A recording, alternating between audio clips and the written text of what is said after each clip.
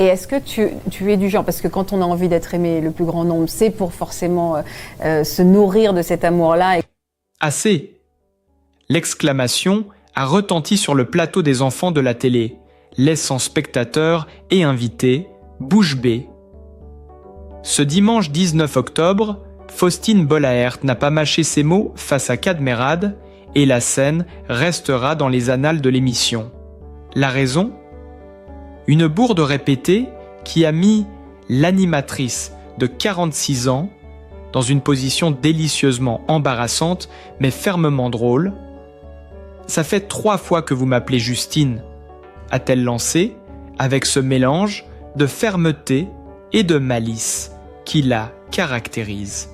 Instantanément, le public a senti la tension comique monter, tandis que Kad Merad, pris sur le vif, ne pouvait que sourire en coin. Ce face-à-face, inattendu mais irrésistible, illustre parfaitement le ton renouvelé de l'émission depuis que Faustine Bollaert a pris les commandes en septembre dernier. Héritière d'un programme culte, lancé en 1994 et successivement animé par des figures comme Pierre Tchernia, Arthur ou Laurent Ruquier, elle a su imposer son style. Un savant mélange de tendresse, d'humour et de fermeté. Et ce 19 octobre, elle n'a pas hésité à rappeler les règles du jeu à Kad Merad lors du traditionnel « vrai ou faux ».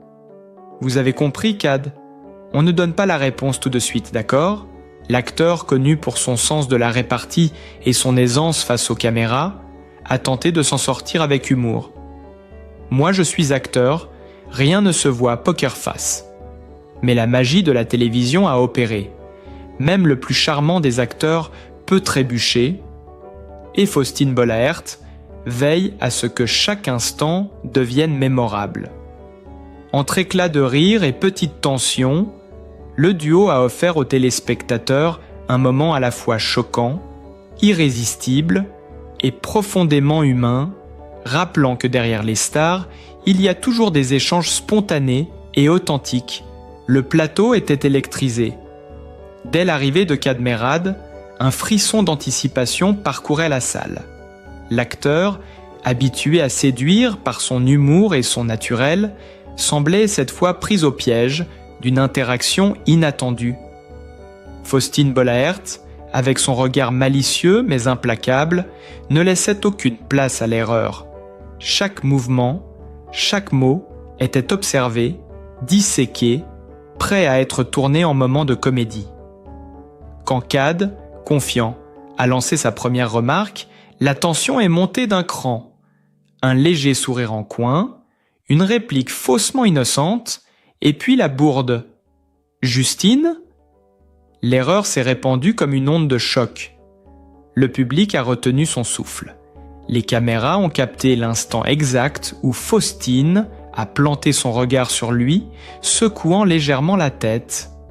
3 fois. 3 fois qu'il répétait le nom erroné. Et l'exclamation est sortie, tranchante et parfaite. Assez. La salle a éclaté de rire, mêlé à un murmure d'incrédulité. Kad Merad, l'éternel charmeur, a tenté de masquer son embarras derrière son sourire légendaire, mais même lui ne pouvait ignorer la puissance de ce moment. Faustine, ferme mais drôle, venait de reprendre le contrôle total du plateau. Chaque geste de l'acteur semblait amplifié par l'attention du public, chaque hésitation, chaque regard échangé avec l'animatrice devenait un élément de spectacle, un fragment de narration qui captait l'attention. Les autres invités, Daniel Evenou, Michel Larocque et le duo Éric et Quentin, observaient avec fascination, conscients qu'ils étaient témoins d'un échange mémorable, d'un duel subtil entre humour et autorité, spontanéité et discipline. Puis est venu le moment du jeu du « vrai ou faux ». Faustine a posé les règles avec cette précision qui ne laisse aucune échappatoire, et Kad, sûr de lui, a répondu avec son poker face habituel. Mais chaque réplique, chaque hésitation, chaque sourire retenu servait à rappeler aux spectateurs que la télévision est un art de l'instant, imprévisible, électrisant et profondément humain. À chaque intervention, la tension montait, l'air semblait se charger d'électricité. Le public riait, applaudissait, retenait parfois son souffle, comme s'il était suspendu aux lèvres de l'animatrice et aux réactions de l'acteur. Le timing de Faustine, ses petites piques, ses regards complices et sévères à la fois, faisaient vibrer le plateau. Kad Merad, malgré son expérience, n'avait jamais été confronté à un tel mélange de fermeté et de charme. Le dialogue, vif et cinglant, devenait une danse. Chaque mot un pas parfaitement chorégraphié mais improvisé, capturant l'essence même de ce que les téléspectateurs viennent chercher. Le rire, la surprise, l'émerveillement de voir des personnalités vulnérables, humaines, en direct. Chaque échange entre Faustine et Kad s'enchaînait comme un crescendo, une tension dramatique où le comique et l'inattendu se mêlaient. L'animatrice semblait capable de prédire chaque mouvement, anticiper chaque mot. Et Kad jouait, hésitait, relançait, offrant à l'écran un spectacle vivant, haletant. On sentait que derrière le rire, il y avait un vrai affrontement de personnalités, une confrontation subtile, mais électrisante, où chacun testait l'autre et où le public devenait complice de chaque nuance. Les caméras, implacables, ne laissaient échapper aucun détail. Un haussement de sourcils, un sourire retenu, un éclat de rire soudain, tout était amplifié par la proximité du direct, par la magie d'un instant partagé par des millions de spectateurs. L'instant de tension s'est transformé en une scène presque théâtrale. Kad Merad, visiblement pressé de se lancer dans le jeu du vrai ou faux, a lâché sans détour « Bon, c'est quoi l'affirmation, Justine ?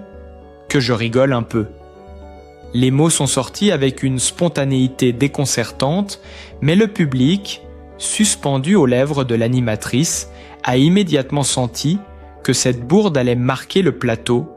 Faustine Bollaert, ne laissant rien passer, a réagi sur le champ. « Faustine, ça fait 3 fois que vous m'appelez Justine. » La voix, douce mais ferme, a résonné dans le studio, tandis que Kad, pris de court, n'a su que balbutier. « Oh, j'ai dit Justine. » L'humour, cependant, a vite repris ses droits.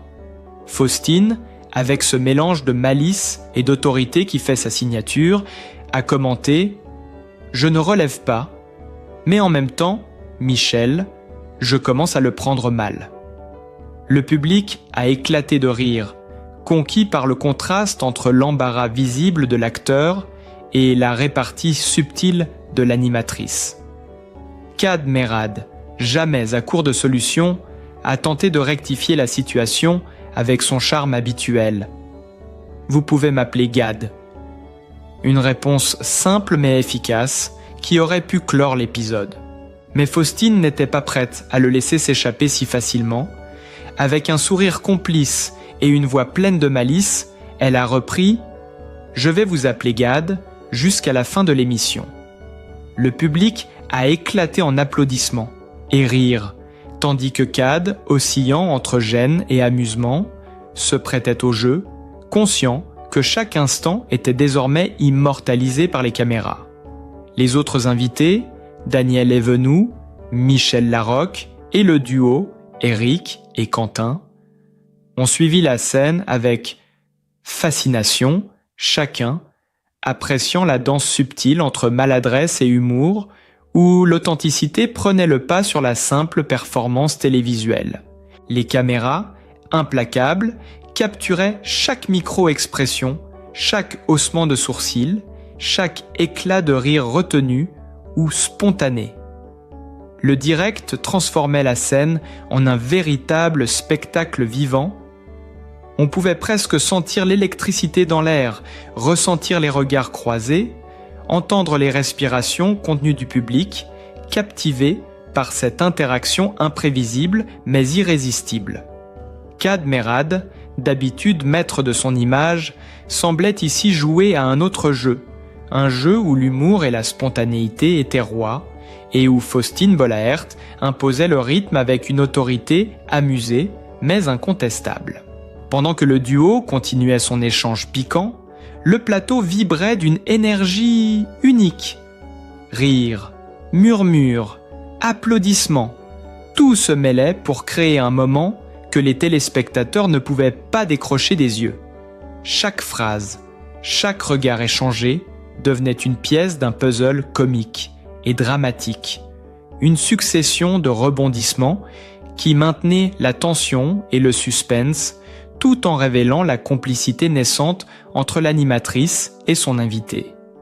Le public, désormais conquis, savait qu'il assistait à quelque chose de rare, une confrontation légère mais chargée d'émotions, un mélange de gêne et de charme, de maladresse et de génie comique, où chaque seconde comptait et chaque réaction devenait inoubliable. L'émission semblait prendre une tournure encore plus intense. Gad Merad, après avoir accepté d'être appelé Gad, se préparait à affronter le jeu du vrai ou faux avec un mélange d'excitation et de malice. Ses mains gesticulaient, ses yeux pétillaient, mais chaque mouvement trahissait une légère tension, car il savait que Faustine Bollaert ne laissait jamais rien passer. Le public, suspendu à chaque geste, riait déjà de l'anticipation de la prochaine bourde. Faustine a annoncé la première affirmation, et Gad, fidèle à son instinct comique, a tenté une réponse pleine de répartie avant même de réfléchir. L'animatrice, imperturbable, l'a interrompu d'un geste vif et d'un sourire en coin. Chaque mot qu'il prononçait devenait matière à suspense, chaque hésitation un ressort comique. Le duo jouait avec le temps, les silences, les regards.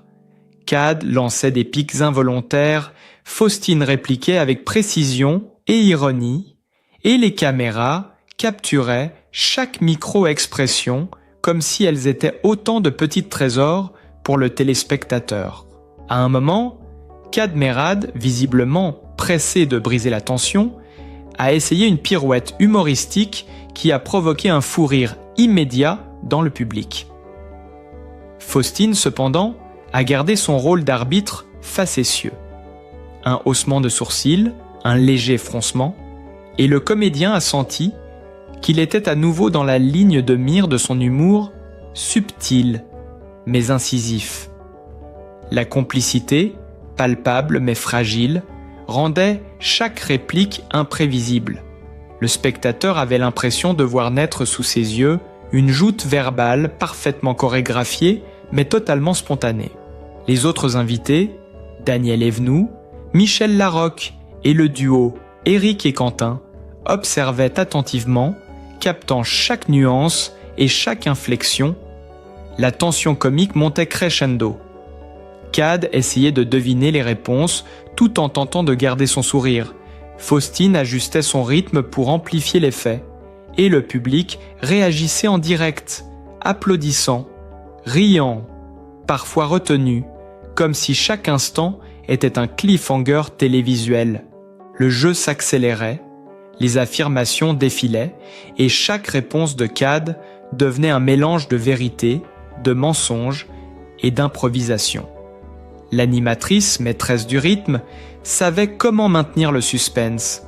Un silence, un regard, une remarque subtile qui remettait tout en question. La caméra zoomait sur le visage de Gad, capturant l'hésitation, le sourire gêné, le rire étouffé. On ressentait le mélange d'anticipation et de malaise, un cocktail parfait pour tenir le spectateur en haleine. À chaque instant, le duo Faustine-Gad faisait surgir un nouveau rebondissement. Une remarque innocente pouvait devenir une cascade d'éclats de rire, un geste banal, un moment de complicité inattendu. La tension entre la légèreté et l'autorité, le jeu et le direct, créait une énergie palpable. On avait presque l'impression de pouvoir toucher l'instant, de ressentir le plateau vibrer, de vivre en direct chaque microseconde de ce face-à-face unique. Alors que le jeu battait son plein sur le plateau, il était impossible de ne pas de ne pas remarquer la maîtrise absolue de Faustine Bollaert, cette présence à la fois chaleureuse et implacable qui avait fait sa renommée. Avant de devenir l'animatrice incontournable des Daumer-Romberian des dimanches le soir, Faustine s'était imposée dans le paysage audiovisuel grâce à son émission « Ça commence aujourd'hui » diffusée sur France 2. C'est là qu'elle avait véritablement capté l'attention du public, mêlant authenticité, empathie et sens du récit, un mélange rare qui la distinguait de ses contemporains. Chaque épisode était une immersion dans des histoires humaines, parfois bouleversantes, parfois cocasses, mais toujours racontées avec une justesse et une proximité qui faisaient vibrer les téléspectateurs. Sur le plateau des enfants de la télé, cette expérience transparaissait dans chaque mouvement. Faustine semblait anticiper les réactions, jouer avec le temps et l'espace, comme si elle dirigeait un orchestre dont chaque invité était un instrument, et chaque éclat de rire ou silence, une note essentielle. Les téléspectateurs qui avaient suivi. Ça commence aujourd'hui, savaient qu'elle avait ce don unique de mettre en lumière les émotions, de créer des moments où l'humain prime sur le spectacle, où la spontanéité devient inoubliable. Cette capacité à captiver, à tisser un lien immédiat avec le public, expliquait pourquoi son arrivée sur les enfants de la télé avait suscité autant d'attentes et de curiosité.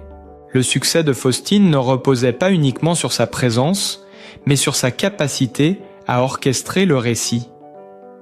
Dans Ça commence aujourd'hui, elle avait souvent affronté des situations délicates, des invités émus ou récalcitrants, et toujours su maintenir un équilibre entre respect, humour et tension narrative.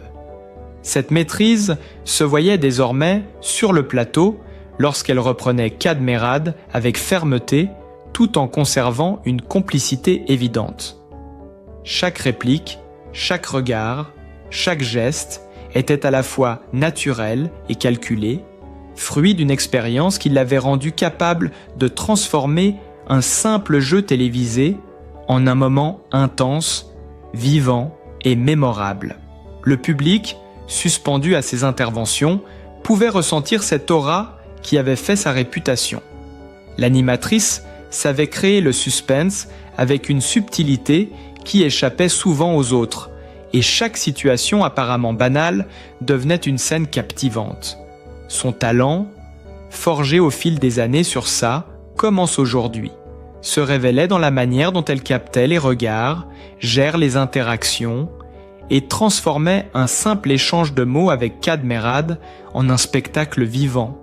La caméra, attentive, ne quittait jamais son visage, capturant chaque micro-expression, chaque sourire, chaque étincelle d'émotion qui rendait ce moment unique et absolument hypnotique. Dans ce contexte, il était clair que Faustine Bollaert ne se contentait pas d'animer. Elle imposait un rythme, construisait un récit et faisait vivre aux téléspectateurs chaque seconde avec une intensité rare. Son talent, reconnu grâce à « Ça commence aujourd'hui », lui permettait de transformer un simple plateau de télévision en un lieu où l'émotion et l'humour coexistaient dans un équilibre parfait, captivant chaque spectateur comme s'il était au cœur de l'action, incapable de détourner les yeux. Avant de briller sur les plateaux de télévision et de captiver des millions de téléspectateurs, Faustine Bollaert a connu une enfance loin des lumières et des caméras. Née dans une famille modeste, elle a grandi dans un environnement où chaque jour était une leçon de persévérance et d'adaptation. Très tôt, Faustine a dû apprendre à composer avec des situations parfois difficiles, à observer le monde avec un regard attentif et à trouver en elle la force de transformer les obstacles en moteur d'ambition. Les souvenirs de ces années restent gravés dans sa mémoire et d'une manière subtile mais puissante, ils ont façonné l'animatrice que nous connaissons aujourd'hui. Dès l'école primaire, Faustine se distinguait par sa curiosité et son intelligence vive, mais la vie ne lui offrait pas toujours les moyens de s'exprimer pleinement. Les contraintes financières, les responsabilités familiales et parfois l'absence d'encouragement extérieur rendaient chaque réussite d'autant plus précieuse. Pourtant, elle ne s'est jamais laissée abattre. À travers les petits défis du quotidien, elle apprenait la discipline, la résilience et surtout l'art de capter l'attention des autres avec sincérité et empathie. Ces qualités, qui paraissaient naturelles, étaient en réalité le fruit d'une enfance qui lui avait appris à observer et à écouter avant de se faire entendre. Adolescente, Faustine a dû concilier études, petits boulots et passion personnelle. La télévision et la communication étaient déjà dans son horizon, même si à l'époque, le chemin semblait semé d'embûches. Chaque programme scolaire, chaque activité associative, chaque expérience de groupe contribuait à forger son sens de l'humain et sa capacité à créer du lien. Elle comprenait instinctivement que pour captiver et convaincre, il fallait d'abord connaître et comprendre les autres, une leçon qu'elle appliquera des années plus tard sur ses propres plateaux. La difficulté de son enfance n'a jamais été un frein, mais un carburant. Les moments de solitude ou d'incertitude se transformaient en occasion de réflexion et de maturation. Faustine se construisait un univers intérieur riche, capable de générer humour, créativité et empathie, autant d'outils qui lui serviraient à captiver les invités et le public des années plus tard. On peut presque imaginer la jeune Faustine assise sur le rebord d'une fenêtre, observant les passants dans la rue, notant mentalement leurs gestes, leurs expressions, affinant déjà son sens de l'observation et sa capacité à lire les émotions des autres. Les difficultés financières de sa famille l'ont également confrontée très tôt à la nécessité de se responsabiliser. Elle a appris à travailler dur, à persévérer malgré l'adversité et à cultiver un sens aigu de la débrouillardise. Ces expériences ont développé chez elle une maturité précoce. Elle savait que rien ne lui serait donné sans effort et que pour atteindre ses rêves, elle devrait s'investir pleinement et ne jamais renoncer. La petite Faustine, avec son esprit vif et son courage discret, se préparait ainsi à affronter les lumières, parfois impitoyables, du monde télévisuel. Mais malgré les épreuves, l'enfance de Faustine n'était pas dépourvue de lumière.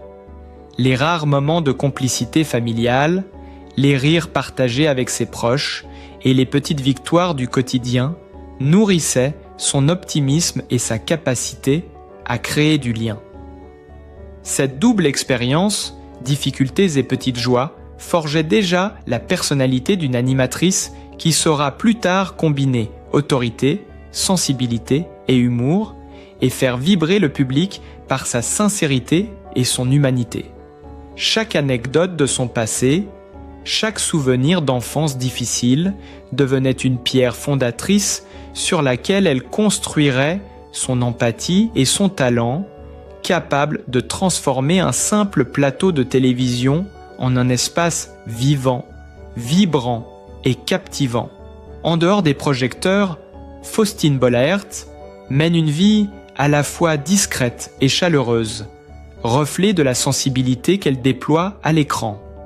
Elle partage son quotidien avec son compagnon et les enfants qu'elle élève avec soin, transformant chaque instant familial en un espace de complicité et de tendresse.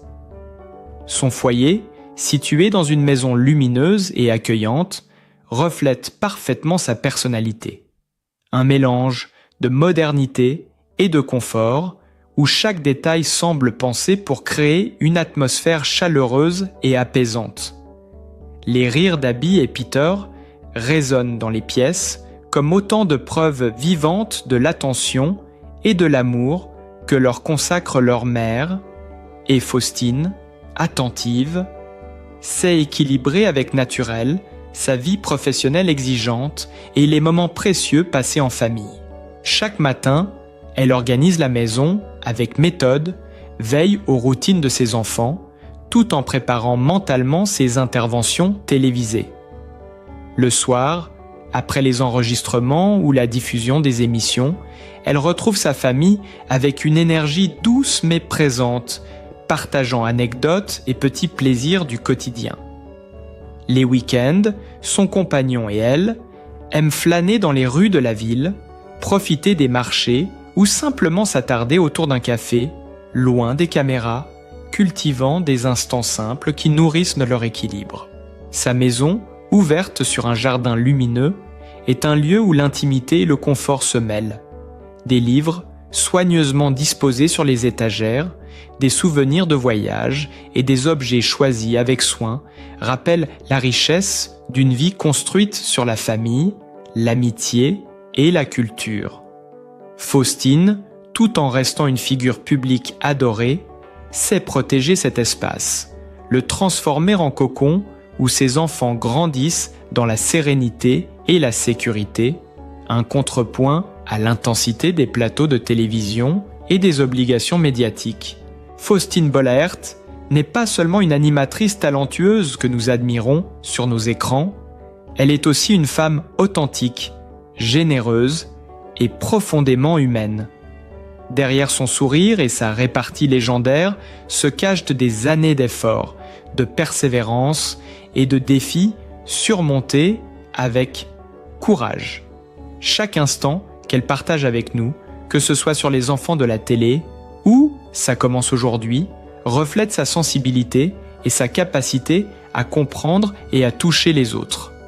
En suivant son parcours, on ne peut qu'être touché par sa sincérité et son engagement à apporter de la joie, de l'humour et de l'émotion à son public.